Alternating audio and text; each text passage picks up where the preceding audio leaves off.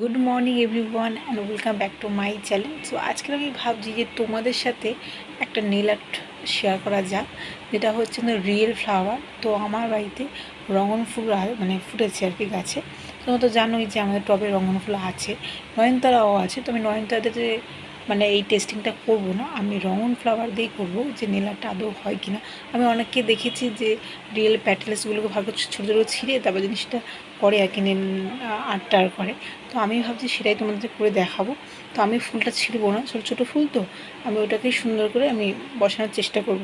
তো বেশি কথা বলবো না, তো ভিডিওটা স্টার্ট করা যাক আর তোমরাও দেখতে থাকো। সো চলো, দেখো কি সুন্দর রঙন ফুলগুলো হয়েছে। তো আমি ভাবছি যে এই রঙন ফুল দিয়ে কিন্তু একটা নীল আর্ট করা যায়।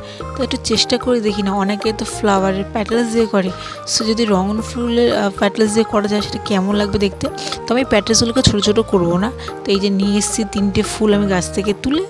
সো আমি এই যে এই ফুলগুলো তখন পিঙ্ক কালার।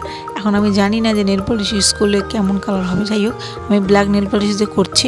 তো আগে বেস কোট আমি ব্ল্যাক নেল রিয়েল ফ্লাওয়ার দিয়ে নেল আর্ট করার কিন্তু মজাই কিন্তু আলাদা। তো আমি আজকে ফার্স্ট টাইম করছি, আমার তো ভীষণ এক্সাইটেড লাগছে।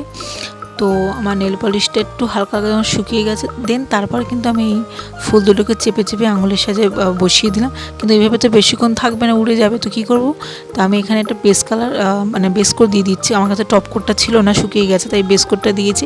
তো কেমন হচ্ছে কমেন্টে কিন্তু বলো।